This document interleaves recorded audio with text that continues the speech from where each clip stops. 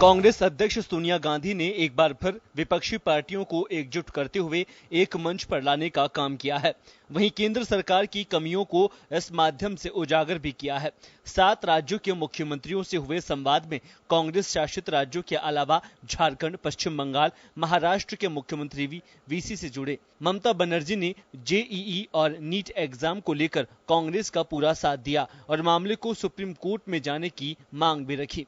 उधर महाराष्ट्र के मुख्यमंत्री ठाकरे ने कोरोना के बीच अमेरिका में स्कूल खुलने का हवाला दिया और कहा कि वहां 97,000 बच्चे कोरोना पॉजिटिव हुए। अगर ऐसे हालात यहां पर हुए तो क्या होगा? कांग्रेस भी जेईई और नीट एग्जाम को आगे बढ़ाने की मांग कर रही है।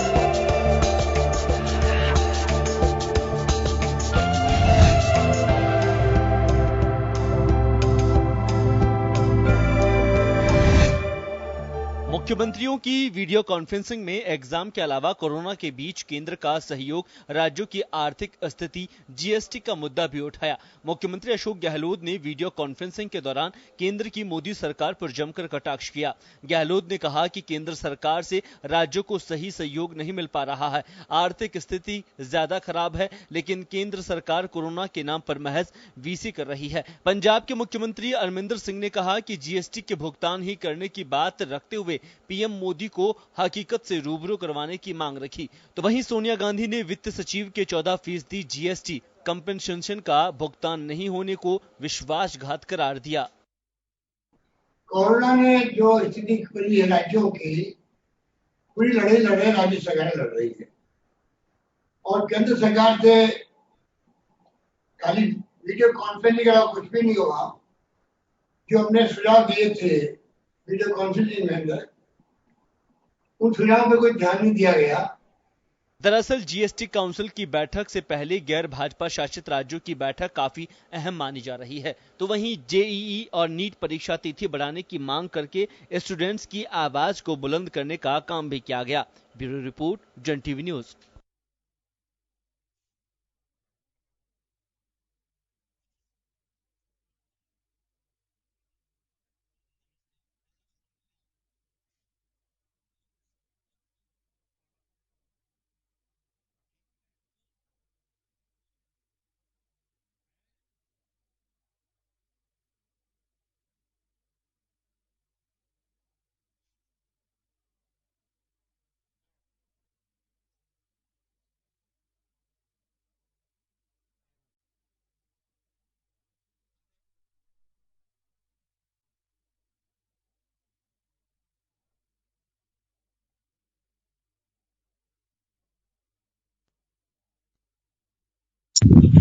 नमस्कार जंटू में स्वागत है आपका। मैं हूं योगेंद्र। आप देख रहे हैं खास खबर। खास खबर में एक ऐसे मुद्दे का जिसका आपने बूंद देखा, जेईई और नीट के एग्जाम को लेकर अभी तक छात्र अभिभावक की अपने स्तर पर सोशल मीडिया के जरिए सरकार से डिमांड कर रहे थे।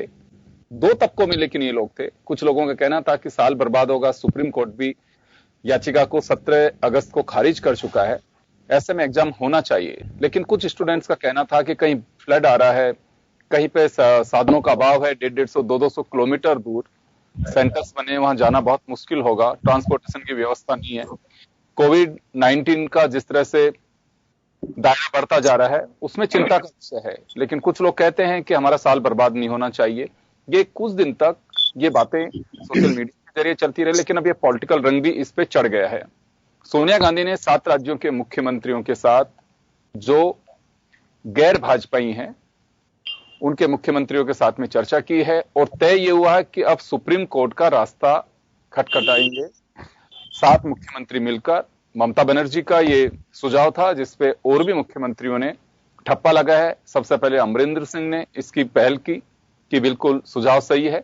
और सबसे बड़ी चौंकाने वाली बात यह थी कि मीडिया रिपोर्ट्स में भी थी कि क्या उद्धव ठाकरे इस कॉन्फ्रेंस में शामिल होंगे कि नहीं होंगे, लेकिन वो हुए और उन्होंने कहा कि एग्जाम स्थगित होना चाहिए। अमेरिका की अगर रिपोर्ट की बात करें तो कुछ ही दिन में 97,000 स्टूडेंट्स कोरोना पॉजिटिव के संक्रमण से ग्रसित हुए। तो ऐसे में भारत को रिस्क नहीं लेना चाहिए।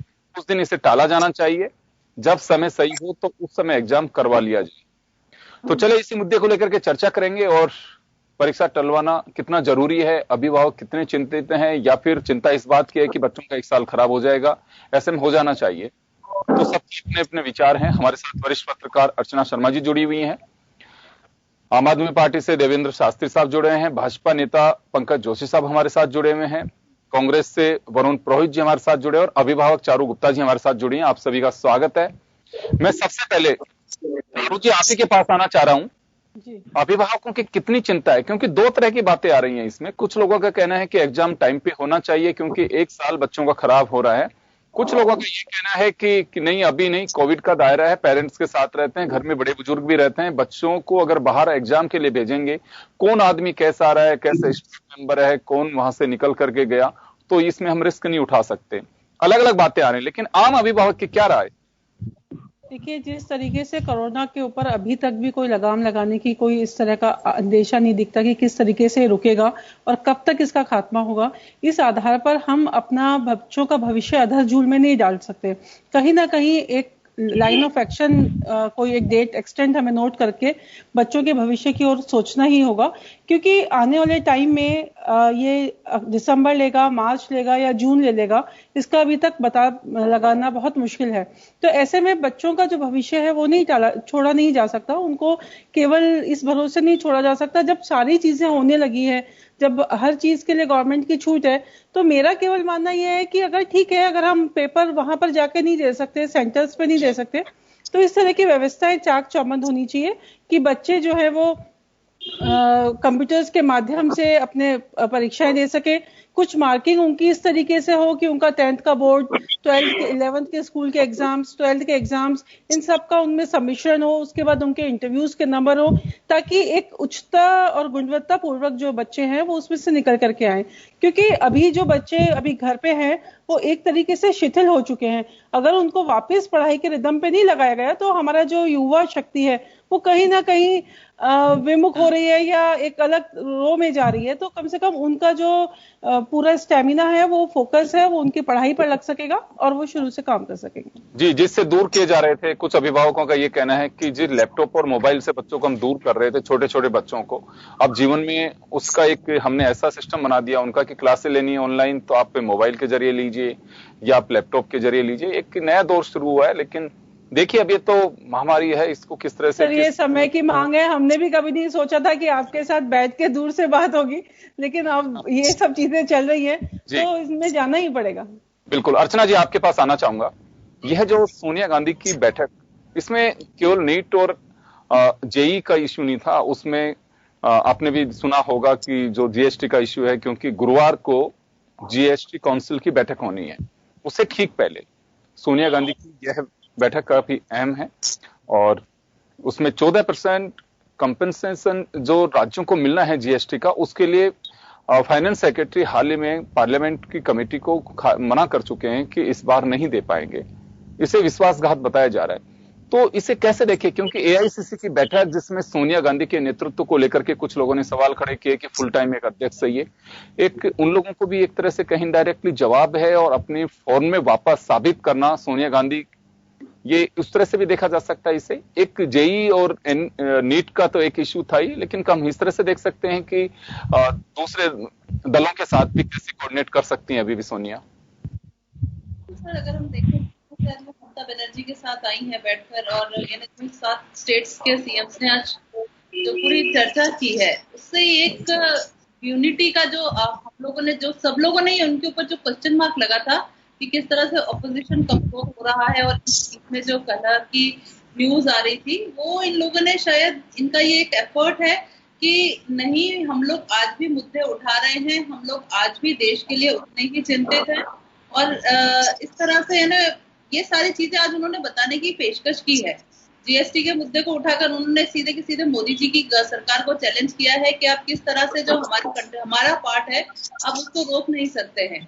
और दूसरी चीज, नीट और जेई की बात जो आज के टाइम पे सबसे ज्वलंत मुद्दा बना हुआ है। कल अगर हमने देखा हो तो ग्रेटा थनबर्ग ने भी बाहर से ट्वीट यही किया था कि हम तो यानी why Indian students are being forced for the tech, तभी अब अगर इंटरनेशनल लेवल पे एक मुद्दा छाया हुआ है तो मतलब उसकी गंभीरता को हम लोग सोच सकते हैं, और अगर ऑपोजिशन मिलकर वो मुद्दा उठा रहा है तो इसका मतलब कि ऑपोजिशन आज भी स्ट्रांग है, वो अपने मुद्दे उठा रहा है, अपने काम कर रहा है। ये क्लियर मैसेज था। अच्छा जी, लेकिन एक बात मैं यहाँ जानना चाहूंगा, क्योंकि कि बच्चों के भविष्य को लेकर के चिंता अभिभावक की, हम सब अभिभावक भी हैं, कोई जर्नलिस्ट है, कोई पॉलिटिकल पार्टी से जुड़ा, लेकिन बच्चों के पेरेंट्स भी हम लोग हैं। कोई हमारा भतीजा होगा, कोई भाई होगा, कोई बच्चा होगा, कोई ना कोई किसी के रिलेशन में जरूर होगा। ये ऐसा तो नहीं होगा कि इस तरफ एक तरफ तो अपोजिशन की पार्टियां, जैसे आम आदमी पार्टी बैठक में शामिल नहीं हुई, लेकिन मनीष सिसोदिया जो वहां के एजुकेशन मिनिस्टर भी हैं दिल्ली के, उन्होंने भी पत्र लिखा है कि ये समय ऐसा नहीं है कि एग्जाम कराए जाने चाहिए, क्योंकि एक एक सेंटर्स पे बड़ी संख्या में बच्चे आएंगे, कौन किस तरह से आ रहा है, कैसे एग्जाम करा पाएंगे, तो एक बड़ी चुनौती है, इसे टालना चाहिए। तो साउथ से भी इस तरह की आवाज आ रही है कि इस एग्जाम को जब तक कोविड का इन्फेक्शन का खतरा नहीं टल जाता, जब तक इसे टाला जाना चाहिए। तो कहीं ऐसा तो नहीं होगा कि सोनिया गांधी, क्योंकि अब इसमें बीच में आ गई हैं, 7 राज्यों के मुख्यमंत्रियों ने कह दिया है, हो सकता है कि इसमें कुछ लोग और भी जुड़े हैं कि हमें भी पार्टी बनाया जाना चाहिए, तो कहीं से पॉलिटिकल रंग देते हुए ऐसा तो नहीं होगा कि राजनीतिक इस खतरे में डालें। जी, तो आज की मीटिंग को देख के समझ में आया है कि ये एक पॉलिटिकल मैटर बन गया है। जिस तरह के 7 स्टेट के जो सीएम सामने आए हैं, जिस तरह से मनीष सिसोदिया जी का स्टेटमेंट आया है, जिस तरह से ये बयानबाजी इस पर चल रही है। लेकिन अगर हम दूसरी तरफ देखें तो बीजेपी के ही लीडर है सुब्रमण्यम स्वामी, अगर उनका ट्वीट देखें तो उन्होंने तो बड़े क्लियरली लिखा है कि ये ऐसा ना हो, ये 1976 के नसबंदी वाला मामला ना बन जाए, जिसमें बीजेपी ने जो किया था वो यानी जनता जो है वो सह लेती है चुपचाप, लेकिन उसको याद रह जाता है कब कहाँ किसको कैसे जवाब देना है। तो सुब्रमण्यम स्वामी तो बीजेपी के ही लीडर है, तो यहाँ पर आकर थोड़ी सी इक्वेशन चेंज होती दिखती है। और जो अगर हम आज के सर्कमस्टेंसेस को देखें आसपास के, तो ये चीज हमें दिख रही है कि बच्चों के लिए वाकई एक बहुत बड़ा चैलेंज हो गया है, क्योंकि ट्रांसपोर्ट का कोई साधन अवेलेबल नहीं है। मेरा जो सवाल ये है कि क्या ऐसा तो नहीं होगा कि राजनीतिक द्वंद में स्टूडेंट्स, अभिभावकों की चिंता कुछ इस तरह से पिस करके रह जाए कि एक तरफ सरकार देखे कि नहीं, अपोजिशन की डिमांड है, हम बिल्कुल नहीं, हम खारिज नहीं कर, अभी से हम लागू नहीं करेंगे, हम बिल्कुल हमारे एजेंडे पे चलेंगे, हमें एग्जाम करवाना है। दूसरी तरफ इनकी डिमांड होगी, क्योंकि अगर सरकार चाहेगी एग्जाम कराना है तो कराना, या सुप्रीम कोर्ट रोके, तो सुप्रीम कोर्ट का थोड़ा सा असरा अभी देखा जा सकता है। क्योंकि अगर आपको याद हो सर, यहाँ पर राजस्थान बोर्ड के एग्जाम हुए हैं, राजस्थान में भी हुए हैं, और कोटा में कितने बच्चे पॉजिटिव आए थे उसके बाद में, और भी अलग अलग जगह से टीचर्स और स्टूडेंट्स सबके पॉजिटिव आने की न्यूज आई है। 12 में कल परसों की न्यूज है कि 21 टीचर्स पॉजिटिव आई हैं। तो यानी अगर इस तरह की खबरें आ रही हैं, और सबसे बड़ा जो चैलेंज ये है, वाकई बाढ़ की तो सेकेंडरी है, जो बच्चे बाहर से आ रहे हैं, छोटे छोटे गांव से जो एग्जाम देने आ रहे हैं, वो कैसे आएंगे? हाँ बिल्कुल, ट्रांसपोर्टेशन की प्रॉब्लम है अभी, ये जो हम की बात हर बच्चा अफोर्ड नहीं कर सकता है कि अपनी पर्सनल गाड़ी से लेके आ सके, हो सकता है उसके पास में है, नहीं है। मैं बिल्कुल, वरुण पुरोहित जी आप हमारे साथ जुड़े हुए होंगे। वरुण जी, आपके पास इसे एक राजनीतिक मुद्दे की तरह देखा जाए कि वास्तव में अभिभावकों की और बच्चों की चिंता है कांग्रेस को? योगेंद्र जी, समाज का प्रतिबिंब भी राजनीति होती है, और ये राजनीतिक मुद्दा, आप इसको बार बार अपन लोग यहाँ पे डिस्कस कर, राजनीतिक मुद्दा कैसे है? 26 लाख छात्रों का एक भविष्य उनका अंधकार में जा रहा है, उनकी जिंदगी जो स्टेक पे जा रही है, तो दोनों एस्पेक्ट देखने पड़ेंगे। तो राजनीतिक मुद्दा कैसे है जब सरकार सुन ही नहीं रही है? हर धर्मिता इन्होंने कर ली है। अभी आप खुद कह रहे हो, मनीष सिसोदिया जी टीवी पे कह रहे हैं भाई कोई नया मैकेनिज्म इवॉल्व होना चाहिए। तमिलनाडु का नाम आप भूल गए, तमिलनाडु ने कहा हमको तो स्किप कर दो इस एग्जाम से, वो तो एनडीए की सदस्य है। उद्धव ठाकरे जी ने कह दिया, ममता बनर्जी ने कह दिया, सारा देश की इसको राजनीतिक कलर नहीं देना चाहिए। 26 लाख तो बच्चों का भविष्य हो गया, और उनका स्वास्थ्य से खिलवाड़ हो जाएगा, और उनके पेरेंट्स, ये तो 50 लाख से भी ऊपर जाएगा आंकड़ा साहब। अगर कोई किसी को कोविड हो गया, किसी बच्चे को लेना, किसी कुछ हो गया, मान लीजिए हमारे किसी घर के बच्चे को, तो हमारे पे क्या बीतेगी? अभी अर्चना जी ने कहा बाढ़ सेकेंडरी, बिहार के लिए बाढ़ सेकेंडरी नहीं है। जिन राज्यों में बाढ़ आ रही है उनके लिए तो प्राइमरी बात है। वो बच्चे कैसे जाएंगे? नाव में बैठ के या कोई लेके थोड़ी जाएंगे एग्जाम देने के लिए। आप कोविड ही प्राथमिकता में है कि बिल्कुल बच्चों के साथ में बड़ी दिक्कत है, पब्लिक ट्रांसपोर्टेशन की कोविड तो यही है, जहां बाढ़ आ रही है उनके लिए वो भी प्राइमरी चीज है। और आप देखिए आप कोरोना में, कोविड में, बाढ़ में बच्चों को आप धकेलना चाहते हैं, आप 2 महीने क्यों नहीं एग्जाम पोस्टपोन करते? तो नवंबर में करा लो, जब तक कम से कम जो प्राकृतिक चीजें हैं, आपकी बाढ़ है और कोई, वो तो सेटल डाउन हो जाएंगे भाई। और बच्चों को आप दे सकते हो भाई 2 महीने बाद आपका एग्जाम है, आपको प्रिपेयर हो जाइए, पेरेंट्स भी आप इसमें कर सकेंगे। और ट्रांसपोर्ट जो है, कांग्रेस जब बसें उपलब्ध करा रही थी, जब तो ये तमाशा करने लग गए थे यूपी में, श्रमिक बेचारे पैदल जा रहे थे। आज आप ट्रांसपोर्टेशन आप कह रहे हो हम सब खोल रहे हैं, सब खोल रहे हैं। ट्रांसपोर्टेशन जो है, रेलवे खुला नहीं है, राजस्थान की तो बात अलग है, रोडवेज राजस्थान ने खोली है, बाकी स्टेट्स में खुला नहीं ट्रांसपोर्टेशन। बच्चे जाएंगे कैसे? और हर बच्चे के साथ पेरेंट जाता है, चाहे माँ जाए चाहे बाप जाए, उसका एग्जाम दिलाने, चाहे पिता साथ में जाए, कोई ना कोई जाता है एग्जाम दिलाने, उनकी भी तो स्टेक पे आ जाएगी हेल्थ भाई। और ग्लव्स पहन पहन के योगेंद्र जी आप एग्जाम दे सकते हो, कितना स्किल में फर्क पड़ता है। ये चीजें इनको देखनी चाहिए, हठधर्मिता से थोड़ी कोई बात चलती है, हम तो करेंगे, हम तो करेंगे। ये बच्चों के साथ भी आप खिलवाड़ करना चाह रहे हो, ये राजनीति नहीं है, सामाजिक इश्यू है। आप देखिए मनीष सिसोदिया जी रोज दिन भर टीवी पे आ रहे हैं, वो बड़े इंटेलिजेंटली उन्होंने यूपी में दिल्ली में हैंडल किया है शिक्षा को। वो कह रहे हैं भाई दूसरा मैकेनिज्म इवॉल्व करना चाहिए, तो भाई आप कमेटी बनाइए, उसका दूसरा मैकेनिज्म इवॉल्व करिए। जी चारू जी ने भी सुझाव दिया, तो बच्चों के हेल्थ का तो कंट्रोल आप ध्यान रखोगे नहीं रखोगे उनकी जिंदगी के ऊपर। जी तो सोनिया जी ने मीटिंग की है तो बहुत बढ़िया काम किया है। आप देखिए वरिष्ठ महिला हैं, माता हैं, सबकी, उनके भी बच्चे हैं, उनको भी दिखता है कि भाई ये सब चीज इतनी बड़ी प्रॉब्लम है, तो आई है फोर फ्रंट में। राजनीति की तो कोई बात ही नहीं है इसमें। जी चले, मैं देवेंद्र जी के पास में जाना चाहूंगा। शास्त्री साहब आपके पास आना चाह रहा हूं जी। इसे क्योंकि देखिए अब राजनीतिक रूप से, क्योंकि हम जब देखते हैं कि पब्लिक में राजनीति के जो है वो भी इसी समाज का हिस्सा है, लेकिन हम ये देखते हैं कि जब भी कोई मामले में राजनीतिक रंग चढ़ता है, रंग इस वजह से कह रहा हूं मैं कि राजनीतिक पार्टियों का जब दखल शुरू हो जाता है तो यह लगता है कि कहीं कोई क्रेडिट तो नहीं चला जाएगा, क्योंकि एक बड़ा कैंपेन चल रहा है इसमें स्टूडेंट्स का कि पोस्टपोन होने चाहिए एग्जाम, हम हमारी जान को जोखिम में नहीं डाल सकते, इस तरह की कुछ चीजें चल रही हैं। कुछ लोगों का कहना है कि होने चाहिए, साल बर्बाद नहीं कर सकते। तो ऐसे में एक एक्सपीरियंस भी रहा है आपका, आप आम आदमी पार्टी से ताल्लुक रखते हो लेकिन एक जर्नलिस्ट भी हैं आप, कैसा एक्सपीरियंस रहता है जब राजनीतिक दल एक पार्टी सत्ता में काबिज है, वो चाहती है कि एग्जाम होना चाहिए, उनके पास में सीधा एक बहाना है कि सुप्रीम कोर्ट खारिज कर चुका है, सुप्रीम कोर्ट में आ चुके हैं, तो ऐसे में ऐसा तो नहीं होगा कि बिल्कुल केंद्र सरकार निर्णय कर चुकी है और अब दूसरे राजनीतिक दल डिमांड कर रहे हैं तो अब खारिज नहीं हो सकता एग्जाम? नहीं, देखिए हमारे देश में जो एजुकेशन को लेकर के जिस तरह की राजनीति अब शुरू हुई है हमारे पूरे वातावरण में, वो दुर्भाग्यपूर्ण है। आप देखते होंगे कि सेंट्रल गवर्नमेंट की एजुकेशन को लेकर के अब तक जो कुछ भी गतिविधि चल रही है वो कहीं भी किसी भी नजरिए से अभिभावक और छात्र के फेवर में नहीं जाती है। तमाम एजुकेशनल इंस्टीट्यूशन को उल्टा किया जाने की प्रक्रिया में जा रहे हैं। तो ये बहुत ही अनफॉर्चुनेट सिचुएशन है कि अब कोविड के सिचुएशन में एक सरकार जो है अभिभावक के एक मार्मिक स्थल को वो छू करके उसका राजनीतिक लाभ लेना चाहते हैं।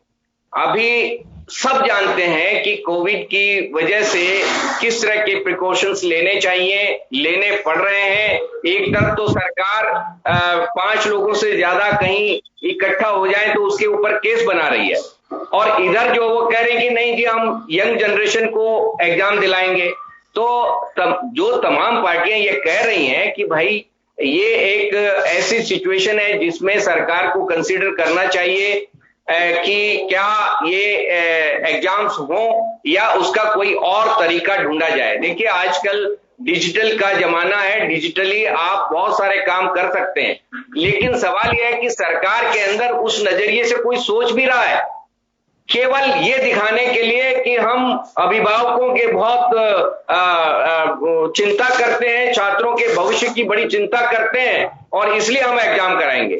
पर उनके स्वास्थ्य के साथ कितना बड़ा खिलवाड़ हो सकता है ये तो आप बाहर के देशों में देख लीजिए, जहां पर एग्जाम हुए, इजराइल में हुए, तमाम यूरोप के दूसरे कंट्रीज में जहां जहां ये गलती हुई वहां पर उनको पछतावा हुआ है।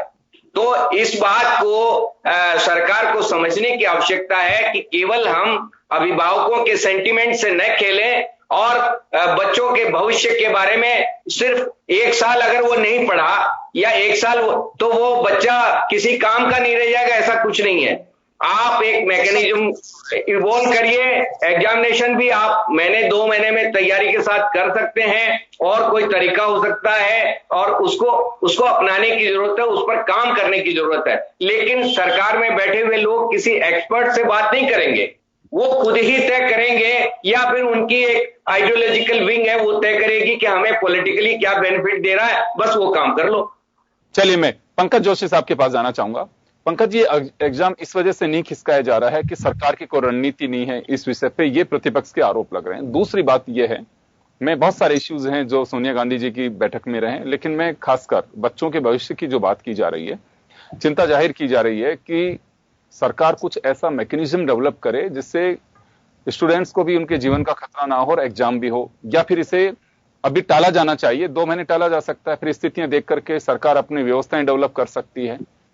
तो सरकार अभी किस उसमें, क्योंकि एग्जाम की डेट आ रही है 1 से 6 सितंबर, फिर 12 सितंबर, बहुत लंबा वक्त नहीं है, तो कुछ चल रही है इस पे एक्सरसाइज? देखिए योगेंद्र जी, मैं सबसे पहली बात बता दूं कि अभी जो लोगों ने कहा कि इसको टाल देना चाहिए, ये करना चाहिए, मैं 2 चीजें आपको साथ बता दूं। सरकार ने ये कभी रीजन नहीं किया। सरकार ने कहा कि सुप्रीम कोर्ट में गए, और सुप्रीम कोर्ट ने कहा, लोगों ने अपने पक्ष रखे, और खास करके जब अभिभावकों के पक्ष जो है सरकार के पास आए कि भाई इसी तरीके से होने चाहिए, तो देखिए सरकार के अंदर जो मेजोरिटीज होती है, जो लोग होते हैं, उनके ऊपर ध्यान दिया जाता है। लोग जो है इस चीज के लिए पहली बार नहीं है। देखिए राजस्थान में जो है बोर्ड में 10वीं क्लास के 12वीं क्लास के बोर्ड के एग्जाम लिए गए, और बोर्ड के एग्जाम लेने के बाद अभी अर्चना जी कह रही थी कि बहुत सारे पॉजिटिव आए, लेकिन बोर्ड के बाद भी कंपार्टमेंट के एग्जाम भी लिए गए। ये नहीं है कि बंद कर दिए गए, उसके बाद कंपार्टमेंट के एग्जाम भी ले लिए गए। मैं अभी आ रहा हूं। उसके बाद आप देखिए कि लगातार सरकार जो है भर्तियों की जो है कोशिश कर रही है कि भाई हम जो है भर्तियां करेंगे, उसके एग्जाम भी कराएंगे। अब आप मुझे बताइए कि एक तरफ आप जो है एक व्यू रखते हैं कि हम इनको जो है लेंगे। अब नीट जैसी व्यवस्था का, जहां पर डॉक्टर्स की आज की डेट में भारत में आंकड़े पता होगा, मेरे ख्याल में जो है सरकार ने 4800 पोस्ट 6000 पोस्टें निकाली थी, जिसमें 4800 डॉक्टर्स के लिए आवेदन आए, और उसमें पिछली बार जो है 2200 लोग जो है छोड़ करके चले गए। तो मैं ये कह रहा हूं कि जब ऐसी चीजें हैं, आपके पास जो व्यवस्थाएं हैं, जिन व्यवस्थाओं को चाहिए, और आज बात इस चीज पे होनी चाहिए कि एग्जाम होना चाहिए कि नहीं होना चाहिए, बात इस चीज पे होनी चाहिए कि क्या जो है गाइडलाइंस जो है पनपनी चाहिए कि कम से कम हम जो है बिना किसी नुकसान के हम जो है एग्जाम कर लें। अब आप रेस्टोरेंट खोल रहे हैं, वहां कोई दिक्कत नहीं आ रही है आपको कि साहब रेस्टोरेंट तो खोल दीजिए, वो बहुत आवश्यक है शायद, मुझे लगता है ना। आप कह रहे हैं सिनेमा घर भी खोलने की है कि 50% हम सिनेमा घर से खोलने की चाहिए। तीसरी चीज आपने कहा कि हमें जो है मॉल जो है खोलने चाहिए, क्योंकि मॉल हम खोल देते हैं, है ना। आप जो है रिक्शा टांगे खोलने की बात कर रहे हैं कि साहब इनके अंदर लोग जाने चाहिए। अब आप जब एक चीज लगातार खोलने की बात कर रहे हैं, लगातार खोलने जा रहे हैं, तो मैं कह रहा हूं किसी का फ्यूचर जो है उसको खराब करने की आवश्यकता नहीं होनी चाहिए। और जहां तक मैं 1 मिनट मैं जितना टाइम दिया मैं उससे आधा टाइम ही लूंगा। नहीं जो है सरकार ने रेगुलर रखो। 1 मिनट पंकज जी, आप ही को रेगुलर रखूंगा, मैं दूसरे से नहीं जाऊंगा। मैं तो एक बात छोटा सा मैं कहना चाहूंगा कि देखिए मॉल और जिस हम कर रहे हैं वो आपको ऑप्शन है उसमें कि आप जाते हैं कि नहीं जाते हैं, उस पर आपको कोई दबाव नहीं डाल रहा है कि आपको जाना ही है। लेकिन एग्जाम अगर होता है तो उसमें स्टूडेंट जो तैयारी कर रहा है उसको जाना ही पड़ेगा। यहां 2 बातें, हम मॉल्स पिक्चर हॉल से इसको हम तुलना नहीं कर सकते, क्योंकि उसमें अगर जिस बच्चे ने एग्जाम की तैयारी की है तो एग्जाम जाना होगा, एग्जाम। योगेंद्र मैं आपका जवाब देता हूं। जयपुर में मुझे बताइए मुख्यमंत्री जी के जो हैं कितने पोस्टर ऐसे लगे हुए हैं कि कोरोना से घबराइए मत, बह मत रखिए, लेकिन सावधानी बरतिए। ये कितने लगे हुए, चलिए बताइए आप मुझे। अब मुख्यमंत्री जी क्या कहना चाहते हैं? प्रदेश के मुख्यमंत्री है ना, क्या कहना चाहते हैं मुख्यमंत्री? आप जो है घबराइए और मुझे बताइए। जब मैं कह रहा हूं, आपको खुद कह रहा हूं कि हाँ प्रिकॉशंस रखने चाहिए, आपकी व्यवस्था ऐसी होनी चाहिए कि जिसमें किसी भी रूप में जो है संक्रमण नहीं फैल सके। आपके जो गाइडलाइंस है वो गाइडलाइंस की पूरी पालना होनी चाहिए, किसी भी रूप में गाइडलाइंस जो है वो ओवरफ्लो नहीं होनी चाहिए। ये सब सरकार ने कहा है और सरकार इनको कर रही है। जहां तक जेईई की बात है, 1 तारीख से 6 तारीख के जिनके एग्जाम है, 80% लोगों ने जो है अपने परमिशन कार्ड जो है वो जो है अपने परमिशन कार्ड जो है निकाल लिए हैं। इसका मतलब सरकार, देखिए लोग जो है छात्र ये चाहता है कि मेरा जो है भविष्य खराब नहीं होना चाहिए, मैं अपनी सावधानी को बरतते हुए अपना काम करना चाहता हूं। और मैं कह रहा हूं कि इन चीजों पर जो है इन चीजों का ध्यान रखना चाहिए। और यदि फिर भी लगता है, देखिए फिर भी मैं कह रहा हूं कि यदि कोई जनता इस चीज को चाहती है, जनता इस चीज को करेगी, या माननीय सुप्रीम कोर्ट में जाने की बात विपक्ष ने कही है, सुप्रीम कोर्ट का ऐसा आदेश आएगा तो मान लिया जाएगा। राइट। ये हेल्थ से जुड़ा हुआ पंकज जी देखिए कि इस तरह से आप इसको एनालाइज नहीं कर सकते कि एडमिशन कार्ड निकाल लिए हैं लोगों ने, ज्यादातर ने इस डर से कि भाई ये बिजली के कनेक्शन कट जाएंगे, लोगों ने पेमेंट भी कर दिए। तो क्या वो आप क्या सोच रहे हैं कि वो सब लोग पेमेंट करना चाह रहे हैं राजस्थान में? ऐसा नहीं है, वो एक मजबूरी है कि छात्र को लग रहा है कि मुझे एडमिशन कार्ड तो ले ही लेना चाहिए, क्या पता होगा, क्या पता हो जाएगा तो मैं रह सकता हूं, तो इसलिए वो तो निकाल लेते हैं। लेकिन कोविड का डर उनको दिमाग में हर एक व्यक्ति को है, इसको आप इग्नोर नहीं कर।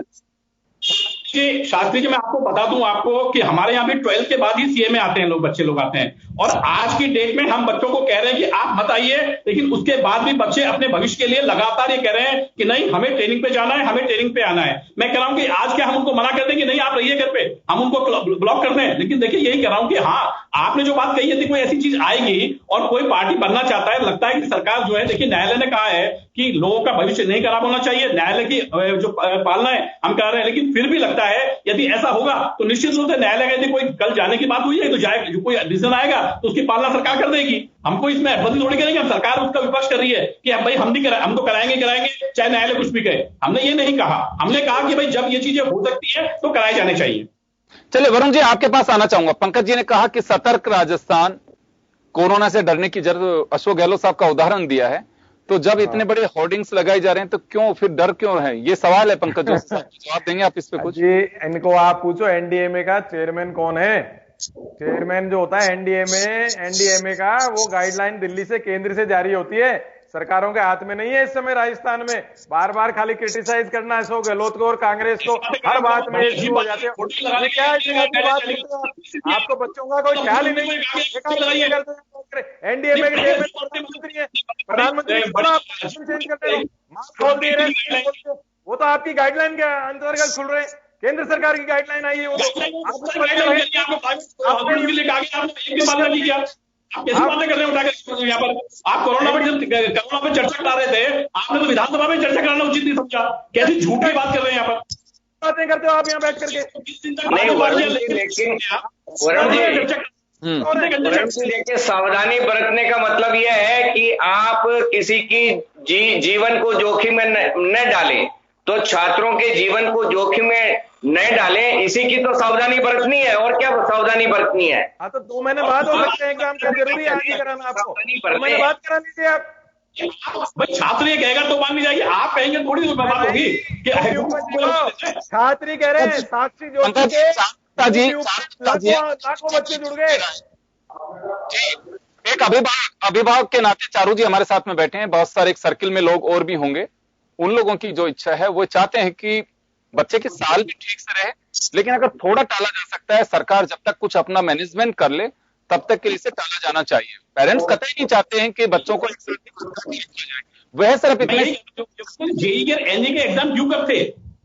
ये पूछ रहा हूं, ये जो नीट के जो प्रोग्राम थे ये ड्यू करते? आप खुद देखिए ना, मैं कह रहा हूं भाई जब टालते हुए तो यहां तक आए। तो नवंबर में करा लो, 6 महीने में कमी पड़ रही है क्या? नवंबर हो जाएंगे तो जरूरत नहीं थी। जब योगेंद्र जी देखिए खोल दिया गवर्नमेंट सारी ठीक कर लेंगे तो बता दें। आपने तो उल्टा पहले जब होते थे उससे ज्यादा खराब थी।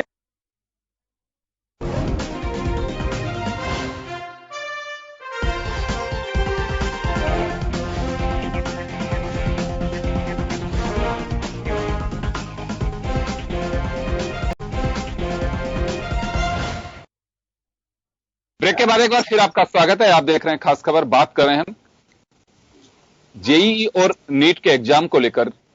2 बातें सामने आ रही हैं। कुछ अभिभावकों का कहना है कि स्टूडेंट्स का समय बर्बाद नहीं होना चाहिए और एग्जाम होने चाहिए, लेकिन ज्यादातर लोग ये कह रहे हैं कि एग्जाम पोस्टपोन किया जाना चाहिए, इसे खारिज नहीं किया जाना चाहिए। व्यवस्थाएं कुछ ऐसी बनाई जानी चाहिए कि बच्चों के लिए ट्रांसपोर्टेशन की ठीक से फैसिलिटी हो, बैठने की जो स्थितियां हैं वो कम बच्चे बैठ सके हैं। तो कुछ ऐसी चीजों को लेकर के एक कहें कि चर्चाएं हैं, लेकिन इसी बीच एक पॉलिटिकल रंग भी इसमें सामने आ गया है। सोनिया गांधी जी ने 7 राज्यों के मुख्यमंत्रियों के साथ में चर्चा की है। सबने तय किया है कि हम लोग सुप्रीम कोर्ट जाएंगे और इस एग्जाम को एक बार के लिए निरस्त कराएंगे। चलिए हमारी चर्चा जारी है। हमारे साथ हमारे अतिथि भी जुड़ चुके हैं। मैं अर्चना जी वापस आपके पास आना चाहूंगा एक बार। जो की जा रही है लगातार, जैसे पंकज जी ने कहा कि देखिए हमने नहीं कहा, सुप्रीम ऑलरेडी लेट करते जा रहे हैं, कुछ अभिभावक जो कहे जा रहे हैं कि नहीं एग्जाम होना चाहिए, और उदाहरण भी इन्होंने कई दिए। लेकिन यहाँ जो सबसे बड़ी बात यह है कि बच्चे इनकार नहीं कर रहे हैं कि हम एग्जाम नहीं देना चाहते हैं। उनकी सिर्फ यह डिमांड है कि हमें हमारे पेरेंट्स को इस तरह से आश्वस्त करिए कि ट्रांसपोर्टेशन की फैसिलिटी, क्योंकि हर आदमी नहीं है कि वो कार लेकर के जा सकता हो 200 किलोमीटर दूर, उन सुविधाएं भी चाहते हैं। अगर बच्चा एग्जाम देने के लिए कहीं जा रहा है तो सेंटर्स की क्या पोजीशन होगी, वो सिर्फ इस बात को लेकर के चिंतित हैं।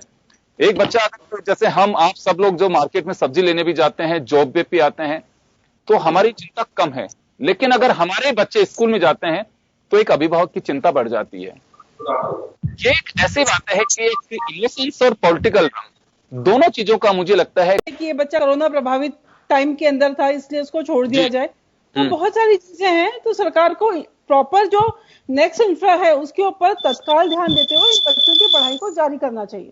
जी अर्चना जी, आप ही के पास आना चाहूंगा। आप उस वक्त अपनी बात को रेगुलर करिए कि मैंने जो कहा कि इमोशंस और पॉलिटिकल इश्यू दोनों को बीच में इसमें कुछ इस तरह का मिल गया है और रास्ता इसी से निकलना है। इमोशंस अपनी जगह है। मुझे लगता है ये एक ऐसा इशू है, इस पे पॉलिटिक्स होनी नहीं चाहिए, क्योंकि इसमें बहुत सारी चीजें जुड़ी हुई हैं। एक तो अगर हम बात करें बच्चों का भविष्य, लेकिन उस बच्चों के भविष्य के साथ ही देश का भविष्य भी है। अगर 10 बहुत अच्छे, आप सोचिए गांव के बच्चे हैं जो बहुत ब्रिलियंट हैं, अगर वो एग्जाम्स नहीं दे पाएंगे तो ये बच्चों का भी लॉस है, लेकिन उसके आगे आने वाले हमारे देश के लिए भी लॉस है कि अच्छे लोगों को, वो अच्छे बच्चों को बेस नहीं मिल पाया, ग्राउंड नहीं मिल पाया। कई बार ऐसी स्टोरीज होती हैं, गूदड़ी के लाल लिख करके हम करते हैं कि देखिए खेत के डोल में बैठ करके ये तैयारी कर रहा था लेकिन टॉप कर गया। बहुत सारे ऐसे, मुझे लगता है कि उस स्कूल है उनकी, उसको हमें समझने की कोशिश करनी चाहिए। क्योंकि ये कोटा से तो हम लोग की कितनी स्टोरीज ऐसे कर चुके हैं कि कहीं मजदूर के बच्चे ने अपनी आईआईटी क्लियर की है, ट्रक ड्राइवर के बच्चे ने आईआईटी क्लियर की है। तो ये लोग, आप खुद सोचिए कहाँ से आते होंगे एग्जाम्स देने और कैसे आते होंगे।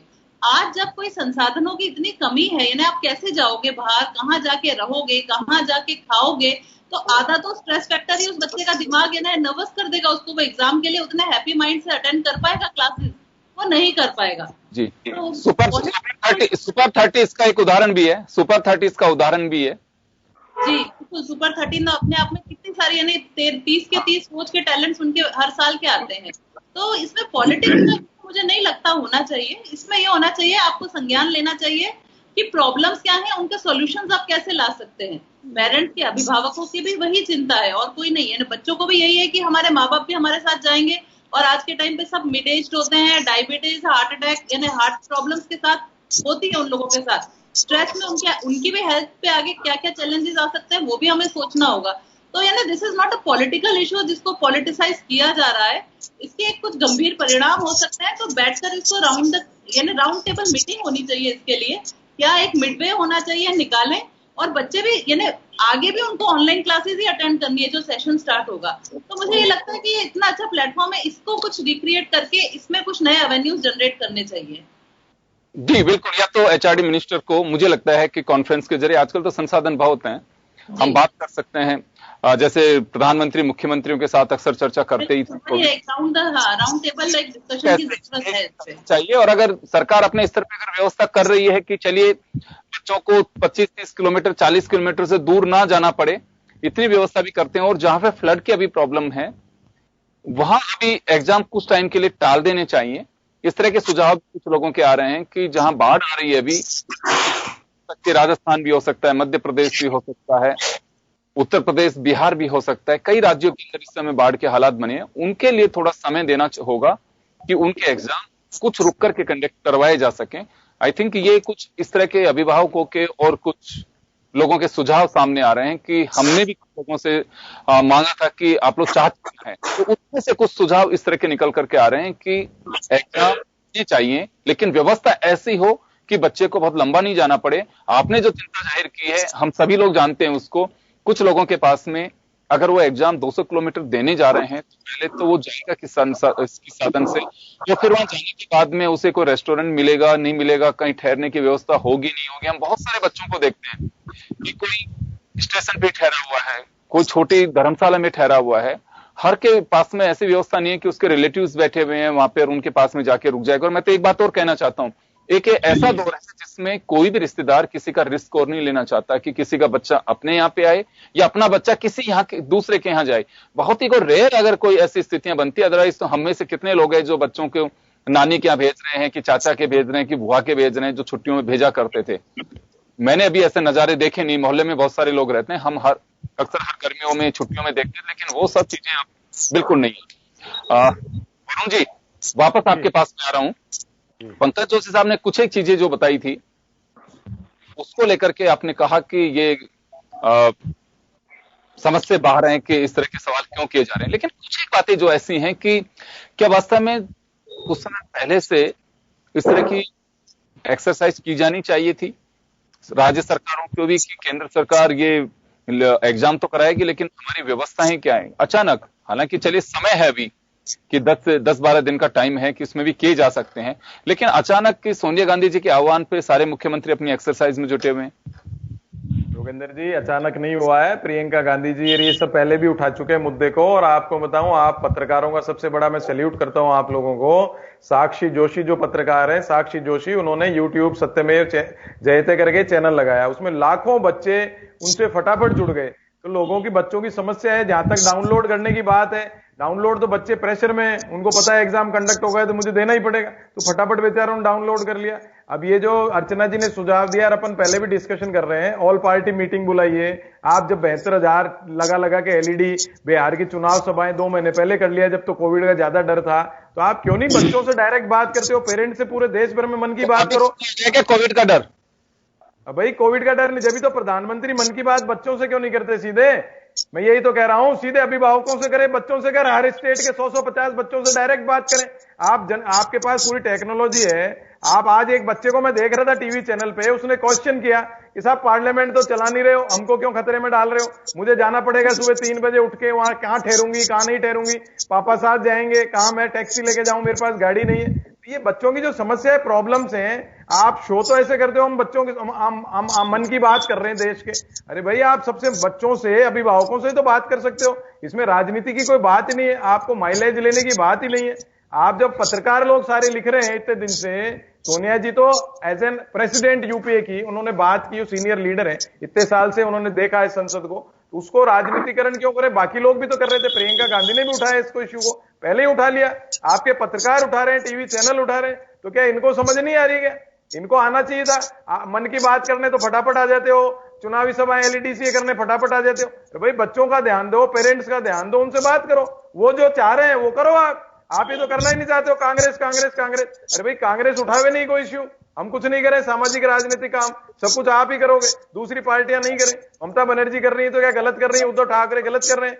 कैप्टन अमरिंदर सिंह जिनकी जबान पे ही बहुत अच्छा स्टेटमेंट जारी करते हो, तो कांग्रेस में भी खिलाफ होता है तो बोल देते हैं, वो कह रहे हैं। सब लोग जो वरिष्ठ लोग कह रहे हैं वो तो राजनीतिकरण हो गया। ये बात नहीं कर रहे बच्चों से, पेरेंट्स से, वो राजनीतिकरण नहीं है। क्यों छुप रहे हो भाई बच्चों से? आप बात करिए पूरे देश भर में। आप जब इतने लंबे लोगों के नाम ले रहे हो तो सुब्रमण्यम स्वामी जी का भी ले लेते आप। स्वामी जी तो बहुत ही वरिष्ठ हैं, वो तो ले चुके हैं। अर्चना जी, उनका भी आप देखो ट्वीट चल रहा है कितने दिन से, वो भी सही बात कह रहे हैं, गलत थोड़ी कह रहे हैं, इतने वरिष्ठ आदमी है। तो इसमें बीजेपी, मैं उनका नाम लेता तो कहते बीजेपी का नाम ले रहे हो, बीजेपी का नाम ले रहे हो, भड़कते। मैं तो कह रहा हूं कोई इसमें पॉलिटिक्स मत करिए। आप जब आप कह रहे हो कि मोदी जी सारे देश के नेता हैं, दुनिया में नाम चल रहा है, तो आप उनको बोलो, मन की बात करें बच्चों से, अभिभावकों से, बीच में सुनो डिबेट में तो सुनते नहीं हो, आम आदमी की क्या सुनोगे आप?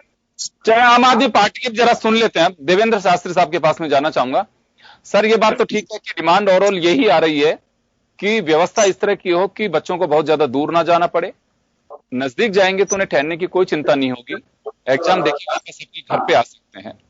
तो इस तरह की कुछ व्यवस्था की जानी चाहिए। अर्चना जी जो कह रही हैं कि एक सेंटर पे 12 बच्चे ऑड एंड इवन की तरह फार्मूला होगा कि ये बच्चे इस तरह से आएंगे, ये बच्चे इस तरह से आएंगे, लेकिन बस बात यहाँ पे एक आती है कि चलिए आप ये भी व्यवस्था कर लेंगे कि बच्चे कम बैठेंगे, बहुत अच्छी बात है। और हम ये भी नहीं कह रहे कि सरकार व्यवस्था नहीं कर रही होगी, बिल्कुल कर रही होगी, लेकिन उन बच्चों के साथ में उनकी कोई गाइडलाइन अभी नहीं आई है कि अगर दूर राज्य में कोई रहने वाला बच्चा है वो कैसे जाएगा। देखिए, हमें उन परिस्थितियों को समझने की कोशिश करनी होगी भारत में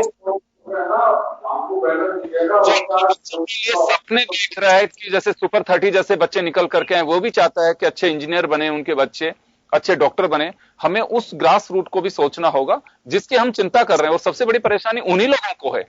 तो इसकी लेकर कि हाँ ऐसी व्यवस्था बैठ सकती है।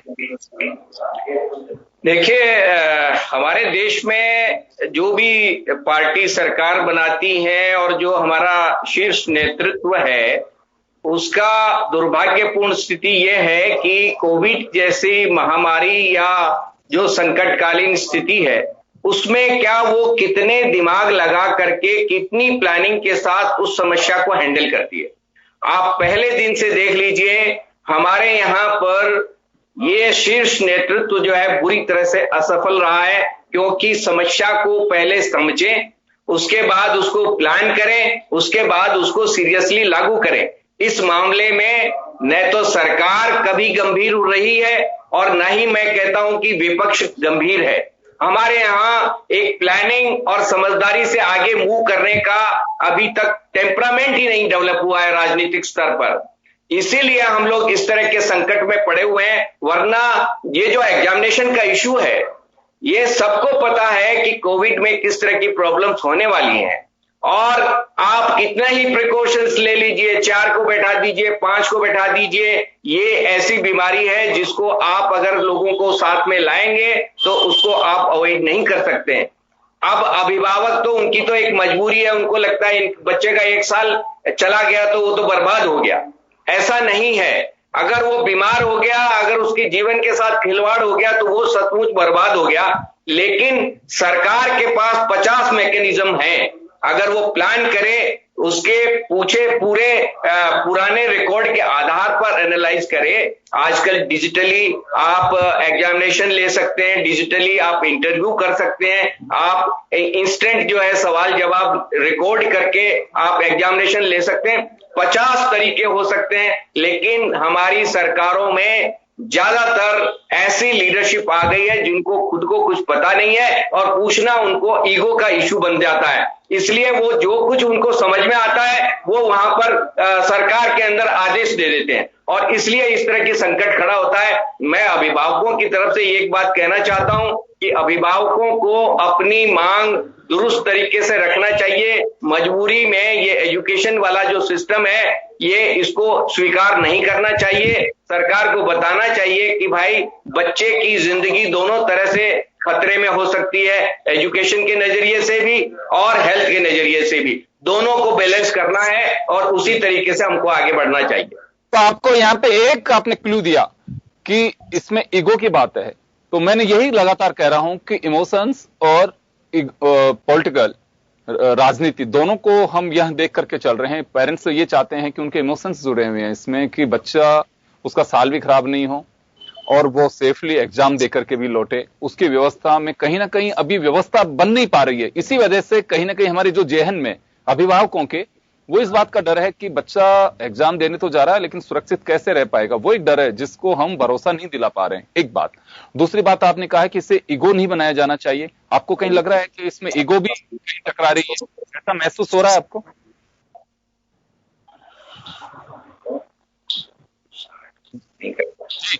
पंकज जी, आपके पास आना चाहता हूं। ईगो कैसे चाहिए इसे? देखिए, ईगो कहीं नहीं है। आप खुद देखें, लगातार सरकार ने पहले कहा और जब संस्थाओं ने कहा तो लोग जो है माननीय सर्वोच्च न्यायालय में गए, और सर्वोच्च न्यायालय ने जब कहा कि नहीं एग्जाम किए जाने चाहिए, तो देश के संविधान के अनुसार जो है उसकी व्यवस्था करना जो है केंद्र सरकार का काम है, और सरकार को जो है व्यवस्थाएं जो है उसकी पालना करानी चाहिए। तो सबसे बड़ी चीज है कि सरकार ने जो अभी कहा अर्चना जी ने कि भाई जो ईड ऑड इवन की तरह से उसको बैठाना है, उसके बाद उसकी जो व्यवस्थाएं हैं वो चाक चौबंद हो, ये सारी व्यवस्थाएं जो है सरकार कर रही है। किसी भी हालत में जो है कोई जो है इस तरीके का जो है घटना नहीं घटे कि जिससे परेशानी आए। सरकार उसके लिए बाकायदा मुस्तैद है और सरकार एजेंसी से लगातार संपर्क में है, पहली बात। दूसरी बात, अभी जो है शास्त्री जी को मुझे बड़ा अजीब सा लगा, शास्त्री जी ने जब प्रवचन दिए तो मुझे ऐसा लगा कि ये डिबेट न होकर के प्रवचन था। जब शास्त्री जी ने कहा कि ऐसा होना चाहिए, लेकिन मैं कह रहा हूं कि आज यदि आप देखें तो दिल्ली के अंदर जब तक जो है केंद्र सरकार के साथ मीटिंग नहीं हुई थी तब तक दिल्ली के हाल सब लोगों ने देखे, और जब केंद्र सरकार के साथ मीटिंग होने के बाद, एक मिनट लगे प्लीज, मैं बोला नहीं, प्लीज आप मेरी बोल रहे डिबेट में आप रहिए, मैं नहीं बोल बोलूंगा, लेकिन मैं मानता हूं। लेकिन उसके बाद सरकार ने कहा कि एक स्टेटमेंट केंद्र सरकार का नहीं आया और लगातार वो व्यवस्थाएं की गई कि जहां पर जो है इतने केसेस आ रहे थे, आज जो है खुद जो है लोकल गवर्नमेंट जो है आप पार्टी की गवर्नमेंट कह रही है कि मेट्रो खोलनी चाहिए, मेट्रो की परमिशन दे, हम मेट्रो चलाना चाहते हैं। कौन कह रहा है ये, जहां पर केसेस नहीं हो रहे थे? मैं कह रहा हूं देखिए इन चीजों पर केवल जो है ना, केवल जो है इमोशंस को जो है एनकेज करना राजनीतिक पार्टी का, और ये नहीं होना चाहिए। हाँ, व्यवस्थाएं दुरुस्त होनी चाहिए, व्यवस्थाओं पर बात होनी चाहिए और सरकार इसके लिए तैयार है कि जो भी पार्टीज कहेंगे कि हाँ ये व्यवस्थाएं होनी चाहिए, ये होना चाहिए। मैं कह रहा हूं कि जब आप जो है क्वारंटाइन करने के लिए 2400 रुपए प्रति व्यक्ति को होटल में रख सकते हैं, मैं कह रहा हूं कि राज्य सरकारों को क्या 4 दिन जो पेपर होंगे उनके लिए क्या जो है विद्यार्थियों की व्यवस्थाएं जो है नहीं की जा सकती? क्या लोग विदेशों से आ रहे हैं वो लोग जो है होटल में ठहर सकते हैं, 15-15 दिन का क्वारंटाइन हो सकता है? तो क्या राज्य सरकार ये नहीं कह सकती कि एक गरीब बच्चे का भविष्य है, इसकी व्यवस्था भी हम करेंगे और होटल खुलवाएंगे और उसकी व्यवस्था करेंगे, सैनिटाइज कराएंगे, तो पूरा व्यवस्था करेंगे? मैं कह रहा हूं ये व्यवस्थाएं होनी चाहिए और राज्य सरकारों को भी इसमें जो है ताकत से साथ रखना चाहिए कि हाँ इस देश का जो है, इस देश का जो भविष्य है, इस देश के जो युवा हैं, यही आकर के इस देश को जो है आगे लेकर के जाएंगे। पार्टियां 5-5 साल के लिए आएंगी, मैं फिर कह रहा हूं, लेकिन इन चीजों पर जो है केवल बहस करके और जो है इनको पॉलिटिसाइज करना, क्योंकि आप खुद देखें, मैं 2 मिनट में खत्म कर रहा हूं बात अपनी, क्योंकि अब तक जो है जब तक सोनिया गांधी जी पर प्रश्न नहीं उठा था तब तक वो नहीं आई थी, लेकिन जब उनको सीडब्ल्यूसी में लगा तो अब उनको जो है अदर पार्टी के साथ भी मीटिंग करना आ रहा है, अदर लोगों के साथ भी आ रहा है, अब जो है उनको ये मुद्दे भी समझ में आ रहे हैं। जब जो है एग्जाम की जो है डेट बहुत नजदीक रह गई है, लेकिन फिर भी हम कह रहे हैं कि केंद्र सरकार हर एक लोगों की जो भावनाएं हैं उनका आदर करती है। जहां तक वरुण जी ने कहा कि आपकी जो है मन की बात में माननीय मोदी जी ने जो है डायरेक्टली स्टूडेंट से कहा गया है और वो बताएंगे उस दिन कि कितने लोगों से बात हुई, किन किन लोगों से बात हुई और उनके क्या क्या जो है लोगों की जो है स्टेटमेंट्स थी और उनका क्या सोल्यूशन है। 30 तारीख को मन की बात है। चलिए, समय कम है, मैं माफी चाहूंगा, समय कम है, हम रोकना चाहेंगे। मैं चलते चलते बस एक छोटा सा सवाल 30 सेकंड के लिए अर्चना जी से पूछना चाहूंगा।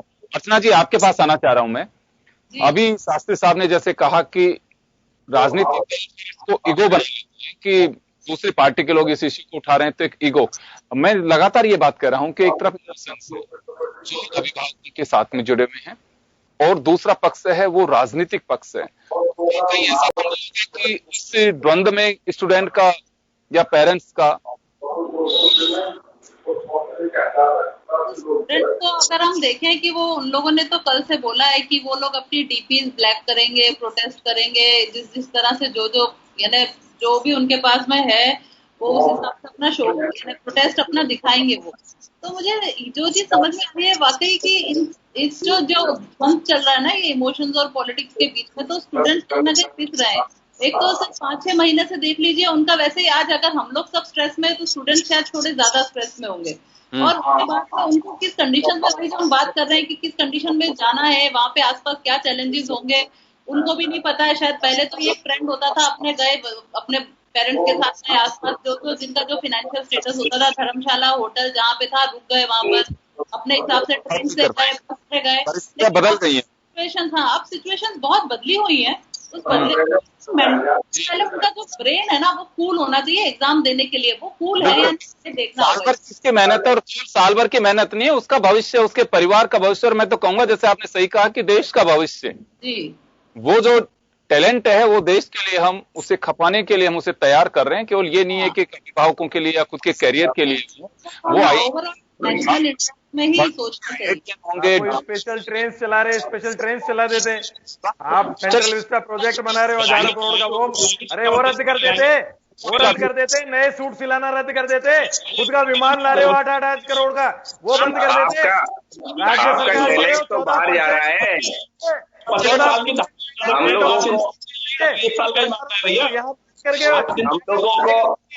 हम लोगों को अपना टैलेंट देश में रखना कहाँ आ रहा है? हमारा टैलेंट तो बाहर जा रहा है, यहाँ तो उसके लिए काम के लिए संभावना ही नहीं है, पढ़ाई के लिए भी उसको बाहर देखना पड़ रहा है। हम लोगों को कोई तरीका ही इजाद करना नहीं आता कि हम अपने तरीके से कोई एजुकेशन का सिस्टम डेवलप कर सकें।